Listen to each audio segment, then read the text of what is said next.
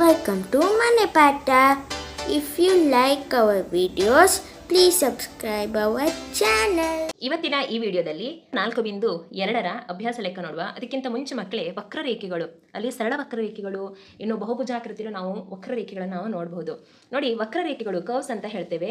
ನಾವು ಬಿಡಿಸುವಂಥ ಪ್ರತಿಯೊಂದು ಚಿತ್ರ, ಈ ಚಿತ್ರಗಳಲ್ಲೆಲ್ಲ ನಾವು ಹಾಕುವಂಥ ರೇಖೆಗಳು ವಕ್ರವಾಗಿರುತ್ತೆ ಅಲ್ವಾ. ಅಳತೆಯನ್ನು ಉಪಯೋಗಿಸದೆ ನಾವು ವಕ್ರರೇಖೆಗಳನ್ನು ಬರಿಬಹುದು. ಇದು ನೇರವಾಗಿರಬೇಕು ಅಂದೇನಿಲ್ಲ, ಅಥವಾ ನೇರವಾಗಿಲ್ಲದಿದ್ದರೂ ಪರವಾಗಿಲ್ಲ. ಇನ್ನು ಕೆಲವೊಂದು ವಕ್ರರೇಖೆಗಳು ನೇರವಾಗಿರುತ್ತೆ, ಅದಕ್ಕೆ ಅಂತಹ ರೇಖೆಗಳಿಗೆ ನಾವು ಸರಳ ವಕ್ರರೇಖೆಗಳು ಅಂತ ಕರಿತೇವೆ. ಇದರಲ್ಲಿ ನೋಡಿ, ತೆರೆದ ವಕ್ರರೇಖೆ ಇದೆ, ಇನ್ನೊಂದು ಮುಚ್ಚಿದ ವಕ್ರರೇಖೆ ಇದೆ. ಇಲ್ಲೊಂದು ಕೊಟ್ಟಿದ್ದಾರೆ ನೋಡಿ, ಈ ಆಕೃತಿಯು ಇಲ್ಲಿಂದ ಹೀಗೆ ಬಂದಿದೆ, ಇದು ತೆರೆದ ವಕ್ರರೇಖೆ. ಯಾವ ವಕ್ರರೇಖೆಯು ಸ್ಟಾರ್ಟಿಂಗ್ ಬಿಂದುವಿನಿಂದ ಎಂಡಿಂಗ್ ಬಿಂದುವನ್ನು ಜೋಡಿಸುವುದಿಲ್ಲವೋ ತೆರೆದ ವಕ್ರರೇಖೆಯಾಗಿದೆ. ಇನ್ನು ಯಾವ ವಕ್ರರೇಖೆಯು ಸ್ಟಾರ್ಟಿಂಗಿಂದ ಎಂಡಿಂಗ್ನ ಬಿಂದುವನ್ನು ಮುಟ್ಟತ್ತೋ ಅಂತಹ ರೇಖೆಗಳಿಗೆ ನಾವು ಮುಚ್ಚಿದ ವಕ್ರರೇಖೆಗಳು ಅಂತ ಕರಿತೇವೆ. ಅಂದರೆ ಯಾವ ವಕ್ರರೇಖೆಯು ಆರಂಭಿಕ ಬಿಂದುವನ್ನು ಅಂತಿಮ ಬಿಂದು ಹೋಗಿ ತಲುಪತ್ತೋ ಅಂತಹ ರೇಖೆಗಳನ್ನು ನಾವು ಮುಚ್ಚಿದ ವಕ್ರರೇಖೆ ಅಂತ ಕರಿತೇವೆ. ಇದು ತೆರೆದ ವಕ್ರರೇಖೆ, ಇದು ಮುಚ್ಚಿದ ವಕ್ರರೇಖೆ ಮಕ್ಕಳೇ. ಒಳವಲಯ, ಹೊರವಲಯ ಮತ್ತು ಸೀಮಾ ರೇಖೆ. ನೋಡಿ, ಇಲ್ಲಿ ಕೊಟ್ಟಿರುವ ಈ ಬಿಂದು ಎನ್ನುವುದು ಎ ಬಿಂದುವು ಒಳವಲಯವಾಗಿದೆ, ಅಂದರೆ ಈ ಚಿತ್ರದ ಒಳಭಾಗದಲ್ಲಿದೆ. ಇನ್ನು ಸಿ ಎನ್ನುವುದು ಹೊರವಲಯದಲ್ಲಿದೆ, ಅಂದರೆ ಚಿತ್ರದ ಹೊರಗೆ ಇರುವಂಥ ಬಿಂದುವಾಗಿದೆ ಸಿ.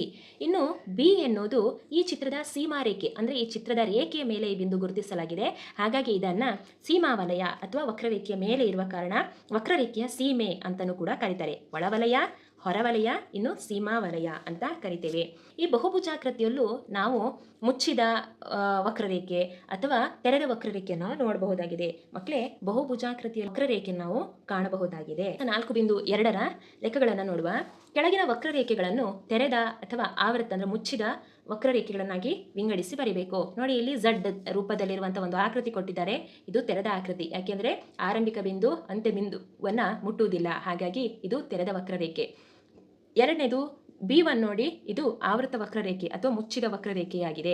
C1 ನೋಡಿ, ಇದು ತೆರೆದ ವಕ್ರರೇಖೆಯಾಗಿದೆ, ಯಾಕೆಂದರೆ ಇಲ್ಲಿಷ್ಟು ಗ್ಯಾಪ್ ಇದೆ ಅಲ್ವಾ, ಹಾಗಾಗಿ ಇದು ತೆರೆದ ವಕ್ರರೇಖೆಯಾಗಿದೆ. ಇನ್ನು ತ್ರಿಭುಜವು ಆವೃತ ವಕ್ರರೇಖೆ. ಇನ್ನು ಇಲ್ಲಿ ಕೊಟ್ಟಿರುವಂಥ ಒಂದು ಚತುರ್ಭುಜ ಆಕೃತಿಯಲ್ಲಿರುವಂಥ ಒಂದು ಆಕೃತಿ, ಇದು ಆವೃತ ವಕ್ರರೇಖೆಯಾಗಿದೆ. ಸೆಕೆಂಡ್ ಒನ್ ನೋಡಿ, ಕೆಳಗಿನವುಗಳನ್ನು ವಿಶದೀಕರಿಸಲು ಕಚ್ಚಾ ಚಿತ್ರಗಳನ್ನು ಎಳೆಯಿರಿ. ಕಚ್ಚಾ ಚಿತ್ರನೇ ಕೈಯಲ್ಲೇ ಮಾಡಬೇಕು.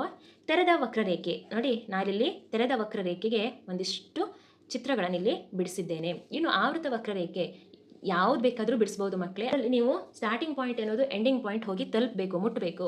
ಹಾಗಿದ್ದಾಗ ಮಾತ್ರ ಅದು ಆವೃತ ವಕ್ರರೇಖೆ ಆಗುತ್ತೆ. ಮೂರನೇದು ನೋಡಿ, ಯಾವುದೇ ಬಹುಭುಜಾಕೃತಿಯನ್ನು ರಚಿಸಿ ಅದರ ಒಳಗಿನ ಭಾಗವನ್ನು ಛಾಯೀಕರಿಸಿ. ನಾನಿಲ್ಲಿ ಷಡ್ಭುಜಾಕೃತಿ ರಚಿಸಿದ್ದೇನೆ, ಅದರ ಒಳಗಿರುವಂತಹ ಭಾಗಗಳಿಗೆ ನಾನಿಲ್ಲಿ ಶೇಡ್ ಮಾಡಿದ್ದೇನೆ.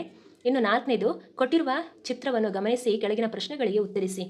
ಇಲ್ಲಿ ಕೊಟ್ಟಂತಹ ಒಂದು ವಕ್ರರೇಖೆ ಇದೆ, ಇದು ವಕ್ರರೇಖೆಯಾಗಿದೆಯೇ? ಒಂದು ವಕ್ರರೇಖೆಯಾಗಿದೆ. ಇದು ಮುಚ್ಚಿದ ಆಕೃತಿಯೇ? ಇದು ಆವೃತ ಆಕೃತಿಯೇ? ಹೌದು, ಯಾಕೆಂದರೆ ಇದರಲ್ಲಿ ಯಾವುದೇ ರೀತಿಯ ಭಾಗವು ತೆರೆದಿಲ್ಲ, ಎಲ್ಲವೂ ಕೂಡ ಮುಚ್ಚಲ್ಪಟ್ಟಿದೆ, ಹಾಗಾಗಿ ಇದೊಂದು ಮುಚ್ಚಿದ ಆಕೃತಿ. ಐದನೇದು ನೋಡಿ, ಸಾಧ್ಯವಿದ್ದ ಕೆಳಗಿನ ಪ್ರತಿಯೊಂದಕ್ಕೂ ಕಚ್ಚಾ ಚಿತ್ರ ಬರೆಯಿರಿ. ಮುಚ್ಚಿದ ವಕ್ರರೇಖೆಯಾಗಿದ್ದು ಬಹುಭುಜಾಕೃತಿಯಾಗಿರಬಾರದು, ಅಂದರೆ ಈ ರೀತಿ ಸರಳ ವಕ್ರರೇಖೆಯಲ್ಲಿರಬಾರದು, ವಕ್ರರೇಖೆ ಒಟ್ಟು ವಕ್ರರೇಖೆಯಿಂದ ಇರಬೇಕು. ಹಾಗಿದ್ರೆ ಮುಚ್ಚಿದ ವಕ್ರರೇಖೆ ಆಗಿರಬೇಕು. ಹಾಗಾಗಿ ನಾನಿಲ್ಲಿ ಒಂದು ಹೂವಿನ ರೀತಿಯಲ್ಲಿರುವಂತಹ ಒಂದು ಚಿತ್ರವನ್ನು ಬಿಡಿಸಿದ್ದೇನೆ. ನೆಕ್ಸ್ಟ್ ನೋಡಿ, ಪೂರ್ಣವಾಗಿ ರೇಖಾಖಂಡಗಳಿಂದ ಉಂಟಾದ ತೆರೆದ ವಕ್ರರೇಖೆ ಇರಬೇಕು. ಅಥವಾ ಹೀಗೂ ಮಾಡ್ಬೋದು ಮಕ್ಕಳೇ, ಇಲ್ಲ ಈ ರೀತಿಯೂ ಕೂಡ ಮಾಡಬಹುದು. ಇದು ರೇಖಾಖಂಡಗಳಿಂದ ಆವೃತವಾಗಿರುವಂತಹ ಒಂದು ವಕ್ರರೇಖೆ. ಅಭ್ಯಾಸ 4.2ರ ಅಭ್ಯಾಸ ಲೆಕ್ಕಗಳು. ಉಳಿದ ಅಭ್ಯಾಸವನ್ನು ಮುಂದಿನ ವಿಡಿಯೋದಲ್ಲಿ ನೋಡುವ. Thank you.